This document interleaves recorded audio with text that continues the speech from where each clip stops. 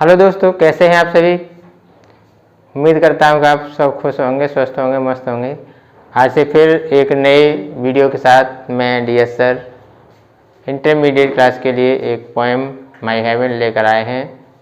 और एक विशेष पोएम जाने से पहले, पोएम पर चलने से पहले एक विशेष अपील।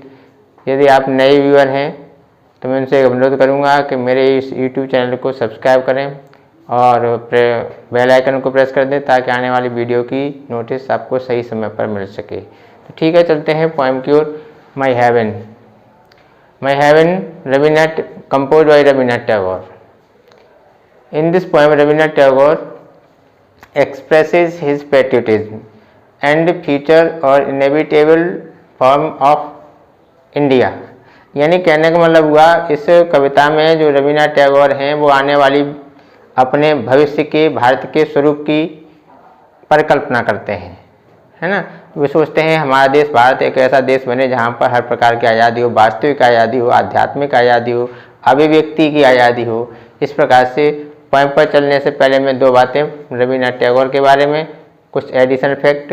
रविन्द्रनाथ टैगोर का जन्म कोलकाता में 7 मई 1861 और इनका जो देहांत है, डेथ है इनकी, से डेट 7 अगस्त 1941। इस प्रकार इनकी जो है जीवन काल हुआ 80 वर्ष का। इनके बारे में बहुत ज़्यादा बातें नहीं। पिता का नाम जो देवेंद्रनाथ टैगोर था और इनकी वाइफ थी, उनका नाम मृणालिनी देवी है। और इनके लिए इनकी जो है हिंदी इंग्लिश लिटरेचर में एक फेमस कृति रचना है, उनका नाम है गीतांजलि। इसके लिए 1913 में इनको नोबेल पुरस्कार से नवाजा गया। इनको नाइटहेड की उपाधि भी दी गई, लेकिन 1919 में इन्होंने उससे ठुकरा दिया। ठीक है, ओके, चलते हैं, हम बात करते हैं पोएम की। इन दिस पोएम, मैंने आपको पहले बता दिया, इस कविता में जो कवि हैं रविन्द्रनाथ टैगोर, वो बताते हैं कि जो क्या चाहते हैं, कि वो चाहते हैं कि देश कैसा हो, देश की परिकल्पना करते हैं। देश में जो वातावरण है वो भय मुक्त होना चाहिए। Where the mind is without fear. कहने का मतलब वो ये चाहते हैं कि हमारा देश एक ऐसा देश बने जहाँ पर जो माइंड है, लोगों के दिमाग में जो भय का वातावरण है, जो भय सताता रहता है उनको, उनका मस्तिष्क, उनका मन भय मुक्त हो जाए। अर्थात प्रत्येक देशवासी के मन में किसी प्रकार की कोई भय की आशंका न रहे, अर्थात देश भय मुक्त वातावरण वाला हो। And the head is held high. और दूसरी बात उन्होंने कहा है, सेकंड बात कहते हैं कि जो भारत देश है, वहाँ के नागरिक हैं, प्रत्येक नागरिक स्वाभिमान से, गौरव से सिर उठा कर जी सके, वो स्वाभिमान की भावना होनी चाहिए। उनमें किसी प्रकार का लज्जा का भाव नहीं होना चाहिए। ओके, फिर अगर लिखते हैं where knowledge free. Knowledge free का मतलब है फ्री, स्वतंत्र नहीं है। स्वतंत्र का मायने ये नहीं है, स्वतंत्र माने है कहने का मतलब कि निःशुल्क नहीं है, वो भेदभाव रहित है। जो शिक्षा हमारे देश में दी जा रही है, वो चाहते हैं हमारे देश की शिक्षा पूरी तरह से भेदभाव रहते होनी चाहिए। जाति वर्ग भेदभाव के नाम पर शिक्षा दी जाए। शिक्षा को सभी के समान अवसर प्रदान किए जाएं, सभी को समान रूप से शिक्षा उपलब्ध कराई जाए। आगे बात करते हैं, where the world has not been broken up into fragments.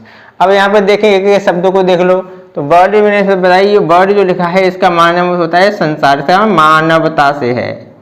इसका मतलब कैसे है? मानवता से। ब्रोकन माने टूटना, खंडित होना,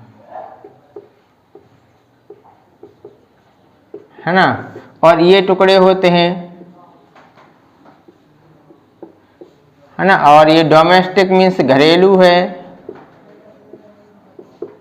और वॉल्स माने दीवारें, और नैरो माने संकीर्ण। ये सारी शाब्दिक अर्थ कहते हैं। अर्थात ये कह रहा है वेयर माने जहां पर संसार नॉट माने खंडित न हो टुकड़ों में, और संकीर्ण कैसे? संकीर्ण घरेलू दीवारें खड़ी हों, जिसमें हमारा देश जो है उसमें घरेलू संकीर्ण दीवारें खड़ी हों। अर्थात कवि के कहने का मतलब है जो सब मानव जाति है, संपूर्ण मानव जाति है, उसमें जो विभाजन होता है, टुकड़े हो जाते हैं, जो खंड हो जाते हैं, काय के आधार पर खंड होते हैं कि भाई जाति के, धर्म के नाम पर, संप्रदाय के नाम पर, रंग भेद के नाम पर और लिंग के नाम पर जो दीवारें खड़ी होती हैं उनमें आपस में किसी प्रकार का भेदभाव नहीं होना चाहिए। वो सभी एक परिकल्पना करते हैं कभी कि हमारा भारत देश अखंडित रहा है तो अखंडित ही रहना चाहिए, किसी प्रकार का कोई भेदभाव नहीं होना चाहिए। ओके, नेक्स्ट लाइन में हम देखते हैं where words come out from depth of truth see simple easy. Words माने शब्द जो हम उच्चारित करते हैं, है ना, इसके माने जो भी हम बोलते हैं, कम आउट माने बाहर निकले, फ्रॉम द डेप्थ माने गहराई ऑफ ट्रुथ, अर्थात कहने का मतलब सीधी सी बात कहना चाहते हैं हमारे देश का प्रत्येक नागरिक सत्य बोले, वो असत्य का अनुसरण ना करे, न तो मनोरंजन के लिए ना ही किसी को दिखावा करने के लिए। हर व्यक्ति को बिल्कुल सत्य का अनुसरण करना चाहिए। नेक्स्ट है where tireless striving stretches its arm towards perfection. इस लाइन में लिख रही टायरलेस होता है बिना थके अर्थात अथक, क्या कह सकते हैं हम इसको, अथक कह सकते हैं। स्ट्राइव होता है प्रयास करना, प्रयास करना, और स्ट्रेच माने होता है पसारना, आर माने भुजा, ट्वास माने कर, परफेक्शन इसका होता है पूर्णता। अर्थात कहने का मतलब है हमारा देश एक ऐसा स्वर्ग बने, ऐसी कल्पना करते हैं कि जहां पर प्रत्येक देशवासी बिना थके हुए कोशिश में लगा रहे और आगे बढ़ता रहे, कहाँ की ओर, परफेक्शन, जब तक वो अपने लक्ष्य को पूरा प्राप्त न कर ले। अर्थात हर व्यक्ति अपने आलस्य को त्याग कर प्रयत्नशील और प्रगतिशील होना चाहिए। जब तक वो किसी काम को पूरा न कर ले तब तक उसे थकने का एहसास नहीं होना चाहिए। ओके,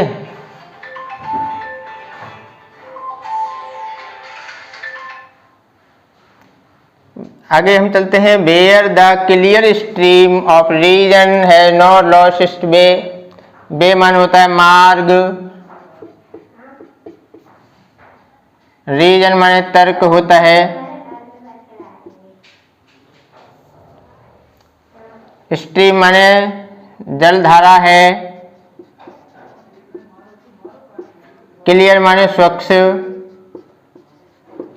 वेयर माने जहां, अर्थात वो एक परिकल्पना करते हैं, ये कल्पना करते हैं कि उनका देश ऐसा होगा भविष्य में जहां पर जो हमारे नागरिकों के अंदर जो तर्क शक्ति है वो कैसी है, स्वच्छ तर्क शक्ति है, उनमें के अंदर किसी प्रकार का कोई द्वेष भाव नहीं है, वो कहीं अपनी रास्ता न भटक जाएं।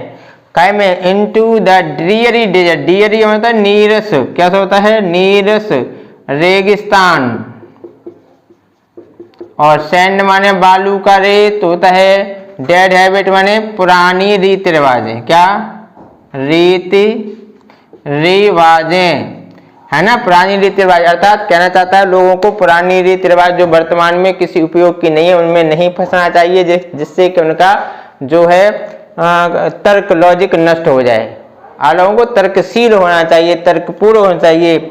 और नेक्स्ट लाइन लिखते हैं where the mind is led forward by thee, हे, और अंत में कहते हैं हे परमात्मा तुम्हारे द्वारा हमारे देश के नागरिकों को रास्ता प्रदर्शित किया जाए, मार्ग प्रदर्शित किया जाए, उन्हें प्रेरित किया जाए, जिससे वो हमेशा विकासशील विचारों को सोच सकें और उसी के अनुरूप वो कार्य कर सकें, क्या कर सकें, उसी के अनुरूप कार्य कर सकें। तब कहीं रविन्द्रनाथ कहते हैं into that heaven of freedom, तब हम अपने देश में स्वर्गीय आज़ादी की परिकल्पना कर सकते हैं।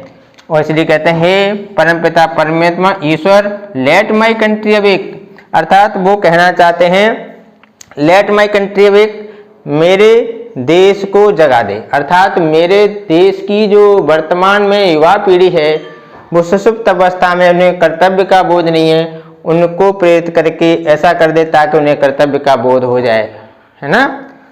ये पोएम है, इसके हम बोल सकते हैं रवि रामधारी सिंह दिनकर की एक दो पंक्तियां याद आती हैं इसमें, उसको कह सकते हैं, उन्होंने लिखा था देशवासियों की युवा पीढ़ी की जो सुषुप्त अवस्था है, आलस्य में डूबे, उनके लिए रामधारी सिंह दिनकर ने था वो उसमें पोएम थी उनकी आग की भीख। उन्होंने कहा धुंधली हुई दिशाएं, छाने लगा कुहासा, कुचली हुई शिखा से आने लगा धुआं सा, कोई मुझे बता दे क्या आज हो रहा है, मुंह को छिपा तिमिर में क्यों तेज रो रहा है, प्यारे स्वदेश के हित अंगार मांगता हूँ, चढ़ती जवानियों का श्रृंगार मांगता हूँ। बस इन्हीं शब्दों के साथ इस कविता का मैं समापन करता हूँ और देखते रहिए, अगले वीडियो के लिए इंतजार करिए। तब तक के लिए बाय, थैंक यू।